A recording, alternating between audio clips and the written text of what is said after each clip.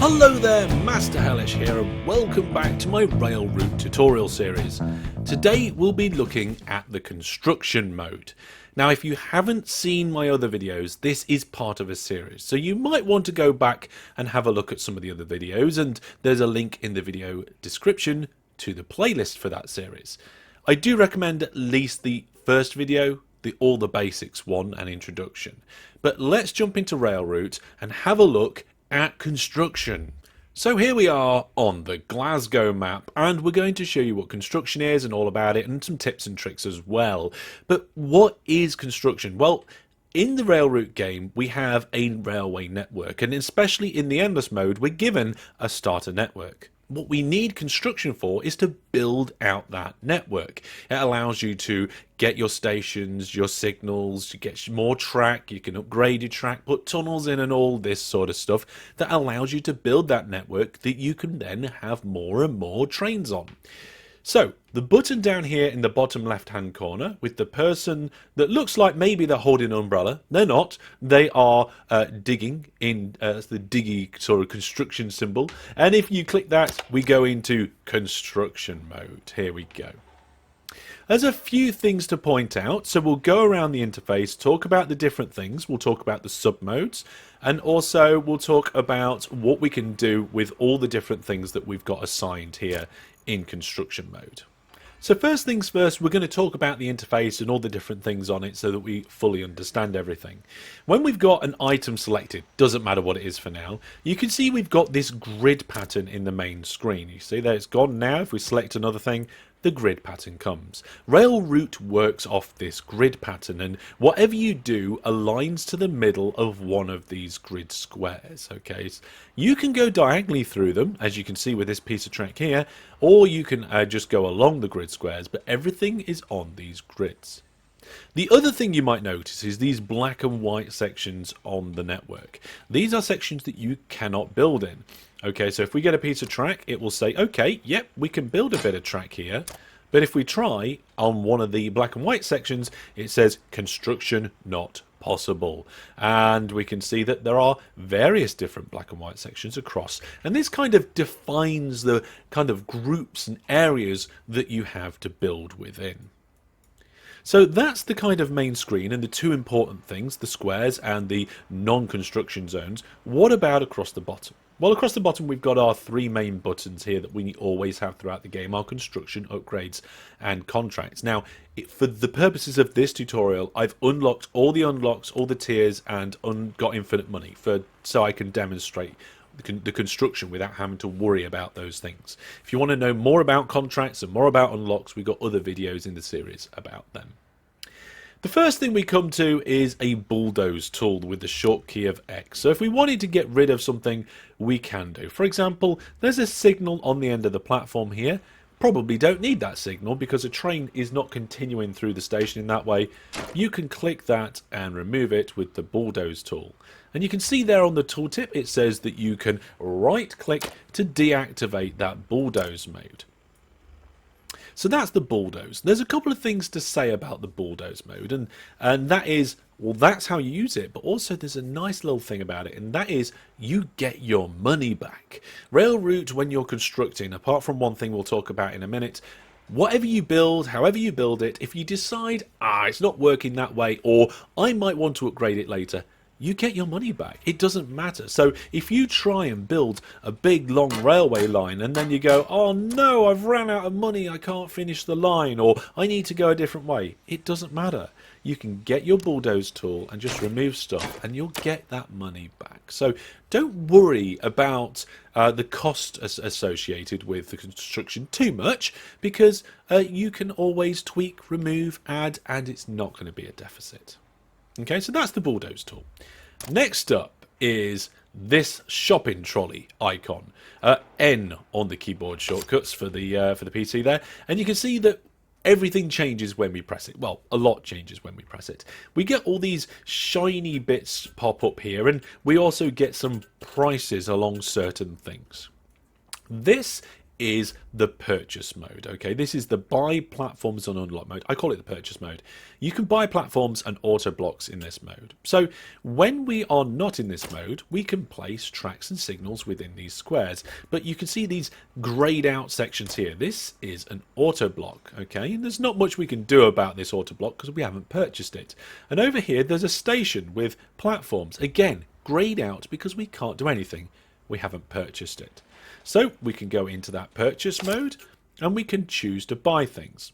I think for demonstration purposes, we will purchase all of these auto blocks here, and we will purchase a number of platforms over there.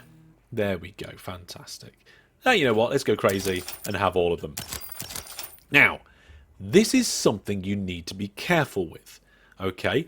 Because unlike the track and signals when you're laying them down in the grid, you can't sell these back, okay? You can't go into your purchase mode and then bring up the bulldozer and get rid of a platform or sell back an auto block. It's not possible. So when you are planning your expansions to your network, go crazy with the track, that's fine, but you need to be careful about the amount of money you spend on your platforms and auto blocks, okay? Only really get what you need at the time and be sure about what you're purchasing. There's no way to undo it without reloading a game save and going back in time. Okay, so that is all about the purchase mode and the bulldoze mode. So now I'm going to briefly talk to you about the various different sections across the bottom and the things in them. I won't go into too much detail because we'll demonstrate them later. So first up, we've got our connections. This is basically our track and tunnels. There's also the shunting block in there, the shunting track, but that is something we'll have a closer look at. It's a little bit separate. So we have 4 different speeds of track, okay? And you can, at the beginning of the game, you'll only have access to the slowest speed of track. Later on in the game, you'll be able to choose your different speeds and even upgrade from one speed to another. We'll demonstrate this later. Tunnels are useful, but they are a later unlock in the game.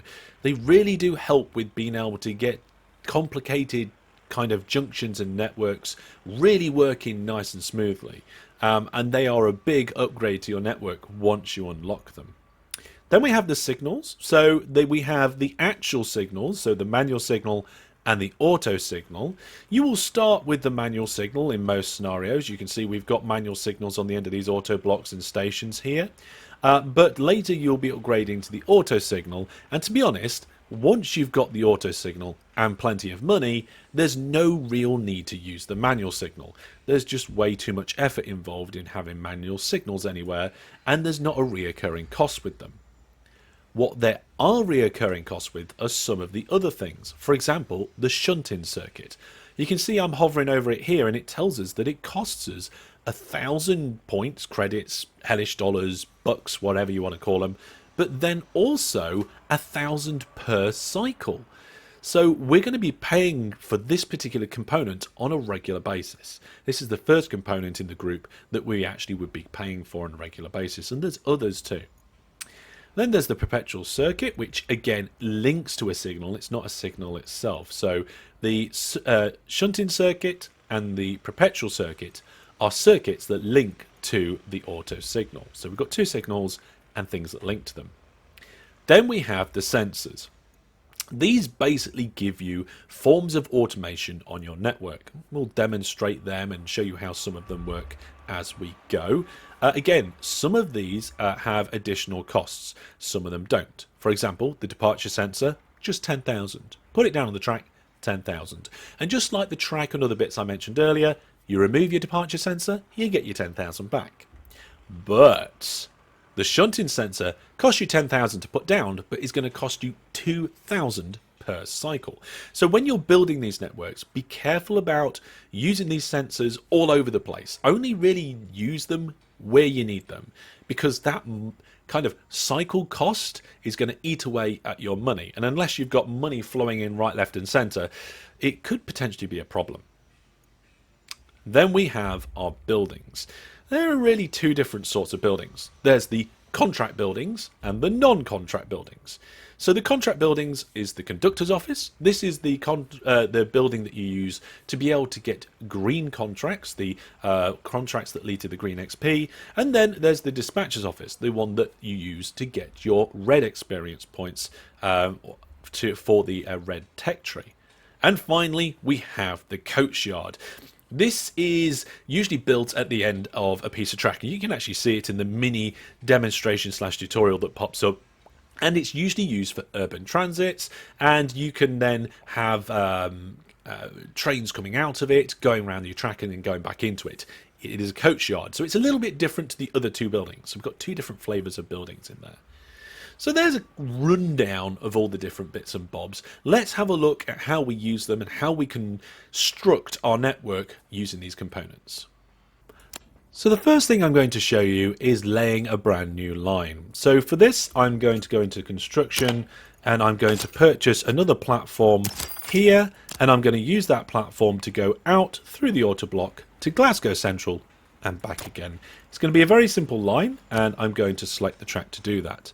Now I could select the 40 or I could select the 80, but you can see I selected the 80 there without actually clicking it. I can now click off and then select it again, and the reason for that is the number 1 above the 80. All of these different construction buttons down here you can assign to your keyboard shortcuts. Normally when you're not in construction mode, the numbers refer to the speed of the game, so you can actually go across and choose different game speeds and use your spacebar to pause. When you're in construction mode, the numbers can be assigned to your different items. So if I want to assign the 40 speed track to keybind 1, hover over it, press number 1, and there you go, look, it's changed. And I can change it to 2 to 80, or I can have 2 to be the auto signal, and you can choose whatever you like. And I don't know how far you can go, let's find out. So yep, you can go all the way across the keyboard to 0 if you really want to, and define your own keyboard shortcuts, which is really nice, isn't it? So, a brand new line. Well, what we're going to do, we're going to go from platform 3 over here, and I'm going to click on the square to start placing my track. Then I'm going to move my mouse cursor around, and you can see it kind of tries to predict where you want your piece of track to go based on where your mouse cursor is. I'm not holding down at the moment, you just click and let go and move the mouse cursor about. So if I want to go forward into this auto block nice and straight, I could click here and it would do so. If I want to be able to do a piece of track that is angled, maybe I come out of this station, I can go out of the station and down into the auto block like this. There we go. So that will predict and do kind of directional changes for you. If you want to actually be in full control of that, okay, so let's just delete that line by using the X key to remove the bits I've done.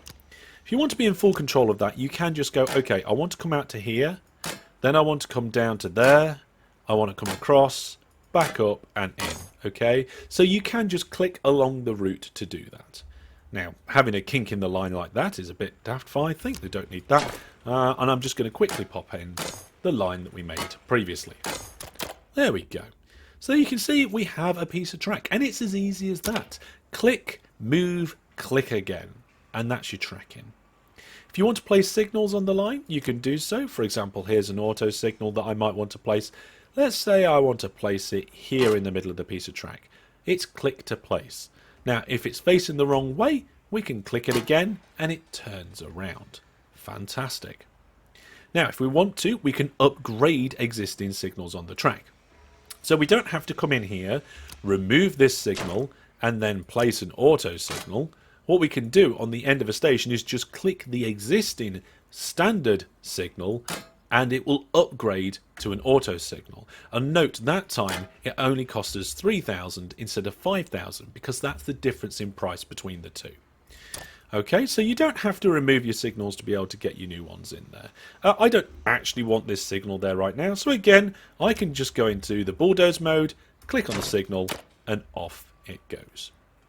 And that is the basics of building the track. It's quite easy just to click and place. So we talked about placing signals there, but how and why do we use the signals? Well, using signals breaks your track and your network up into blocks. And in each block, you can potentially have a train. So if at the moment, for our example line here, we could have one train in the station, one train maybe out of the station, one in the auto block, and maybe one over in the other station as well. But if we wanted to break our network up to allow more trains, we could do that by adding in more signals. Now here in this particular example, we'd be quite difficult to have one train going backwards and forwards on the line, but what we can do, we can insert a passing place. So let's do that now. We can have a bit of track come out here and go like that. We could pop a signal on the end and a signal here. In theory, we could now have trains pass each other at this particular location. You would need to manually click the signals to route the trains into their respective blocks. And for example, you'd probably be able to, well, you don't have to use an auto signal. You could manually do the switch and then use the old signals, the manual signals, to get the train into the right block there. But ideally, you would use some automation to be able to make this work better. Passing places aren't really the best. You want up and down lines more than anything else. So let's get rid of the passing place and put some up and down lines in. We'll go into construction mode and remove pretty much everything that we've got just there. And probably that as well. Nice. Let's get some track. And we're going to go straight with a piece of track here. And we're going to have another piece of track coming out that far. And because of this construction area where we can't build, we'll join it up to our main line there. And we're going to use this platform again, I think. And we're going to just put a bit of a kink in the track and then connect it up. Let's move the kink. I'm going to move the kink further along. We'll remove that piece and have it go down here like this. There we go. So now we've got a bit of track where we can have go one way with the other. We can pop our signals on to do that. Let's have the trains go in this direction that way. So we can upgrade that bit of the auto block. We'll upgrade that bit of the auto block and do this. And I think we can probably have a signal waiting to go into the auto block here as well. That signal's the wrong way around. We don't need these two signals really, so we can get rid of them. And I think that will do. You can see now that we've broken the track up into multiple sections so that we can have multiple trains going on the westbound and then multiple trains coming on the eastbound. Of course, at this end we'd only be able to have one train moving in and out of the station, and at this end we'd only be able to have one train moving in and out of the station at once, but at least we can have multiple trains going backwards and forwards in the middle. So this brings us on to our first bit of automation.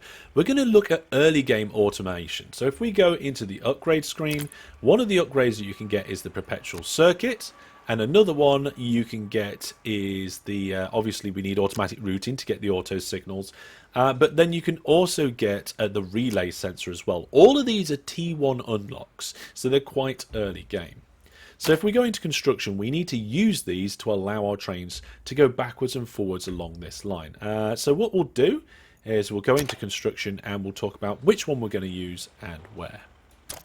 So for this particular signal, for trains coming out of the station and going westbound along our dual track, the train will only ever just go forward into the next section. This is where the perpetual circuit is useful. It just constantly just forwards a train on. So we will put that on there.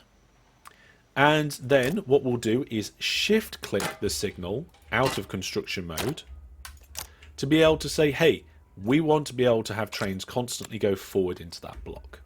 And you can see that the actual infinity symbol attached to the signal there is highlighted in white. If I cancel that by right clicking and just use the signal normally without holding shift, then you can see it's a dark grey, and this is just a normal signal move, like the normal allocation of a signal going forward. We don't want that, we want the perpetual.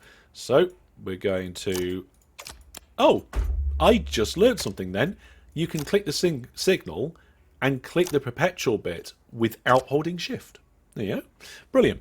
And then we can have that perpetual there. And actually, we want more perpetual stuff. So we'll have another perpetual one here and another one here. So hold shift when you're clicking on the signal.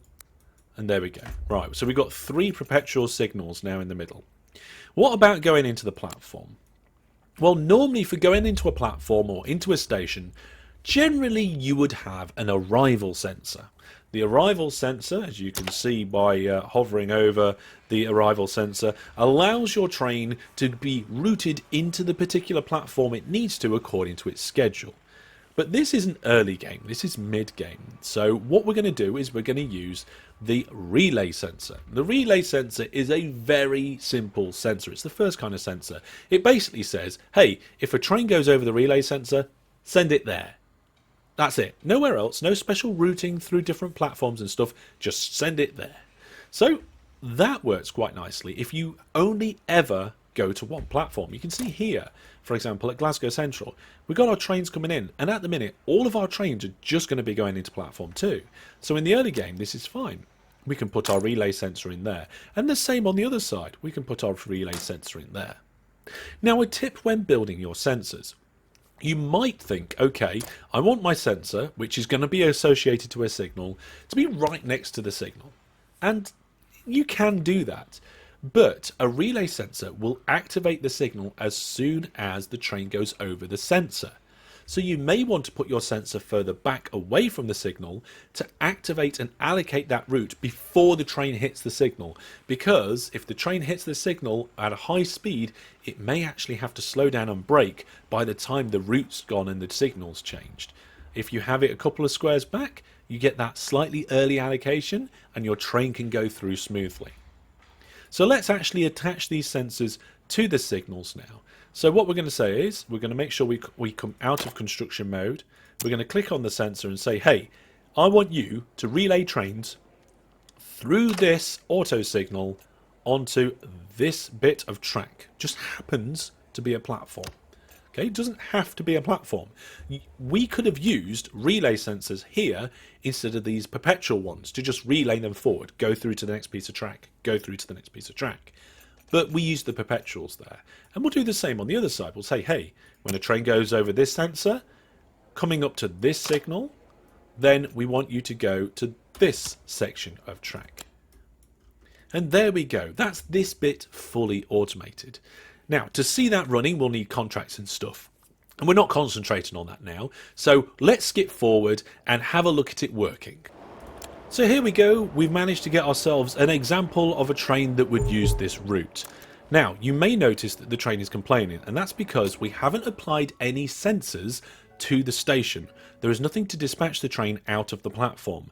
And that's because we're currently talking about the early game, and the departure sensor that you would need for that is mid-tier. It's tier 2, it's mid-game. So, we're going to have to do that manually. So for this train, I'm going to manually say, hey, go forward into our first section there. And you'll see that the train will count down its timer for when it's supposed to leave, and it'll go through this signal that we've allocated out forward down the route, and it'll go into our perpetual section, through the auto block, and then out into platform 2 using our relay sensor. So it just disappears into that auto block. I like those auto blocks, nice little addition to game then. And you can see that we can still see the train there coming out, goes past the sensor, and the route gets allocated into platform 2. Fantastic. Now if we just speed that up a moment, we'll see the train do the exact same reverse journey, but we need to allocate it down the first section manually because we haven't got a departure sensor, and then the rest of the journey is automatic. There we go. So that's that section that we built, and it operating with its automation.